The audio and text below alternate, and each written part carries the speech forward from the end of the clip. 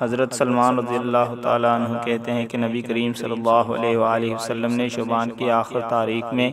ہم لوگوں کو وعظ فرمایا کہ تمہارے اوپر ایک مہینہ آ رہا ہے جو بہت بڑا مہینہ ہے، بہت مبارک مہینہ ہے، اس میں ایک رات ہے شب قدر جو 1000 مہینوں سے بڑھ کر ہے۔ اللہ تعالیٰ نے اس کے روزہ کو فرض فرمایا اور اس کی رات کے قیام یعنی تراویح کو ثواب کی چیز بنایا ہے۔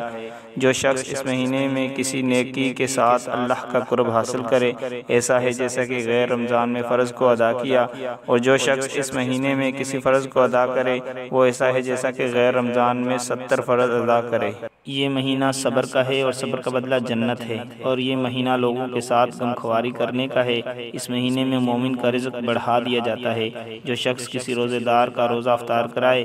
اس کے لیے گناہوں کے معاف ہونے اور آگ سے خلاصی کا سبب ہوگا، اور روزہ دار کے ثواب کی مانند اس کو ثواب ہوگا، مگر اس روزے دار کے ثواب سے کچھ کم نہیں کیا جائے گا۔ صحابہ اکرام رضی اللہ تعالیٰ عنہم اجمعین نے عرض کیا، یا رسول اللہ صلی اللہ علیہ وآلہ وسلم، ہم میں سے ہر شخص تو اتنی وسعت نہیں رکھتا کہ روزے دار کو افطار کرائے، تو آپ صلی اللہ علیہ وآلہ وسلم نے فرمایا کہ پیٹ بھر کر کھلانے پر موقوف نہیں، یہ ثواب تو اللہ جل شانہ ایک کھجور سے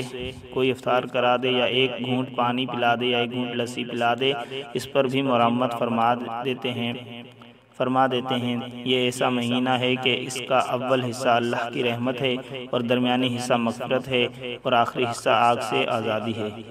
جو شخص اس مہینے میں ہلکا کر دے اپنے غلام و خادم کے بوجھ کو، حق تعالی شانہ اس کی مغفرت فرماتے ہیں اور آگ سے آزادی فرماتے ہیں۔ اور 4 چیزوں کی اس میں کثرت رکھا کرو، جن میں سے 2 چیزیں اللہ کی رضا کے واسطے اور 2 چیزیں ایسی ہیں کہ جن سے تمہیں چارہ کار نہیں۔ پہلی 2 چیزیں جن سے تم اپنے رب کو راضی کرو وہ کلمہ طیبہ اور استغفار کی کثرت ہے، اور دوسری 2 چیزیں یہ ہیں کہ جنت کی طلب کرو اور آگ سے پناہ مانگو۔ جو شخص کسی روزے دار کو پانی پلائے، حق تعالی شانہ قیامت کے دن میرے حوض سے اس کو ایسا پانی پلائیں گے جس کے بعد جنت میں داخل ہونے تک پیاس نہیں لگے گی۔ سبحان اللہ۔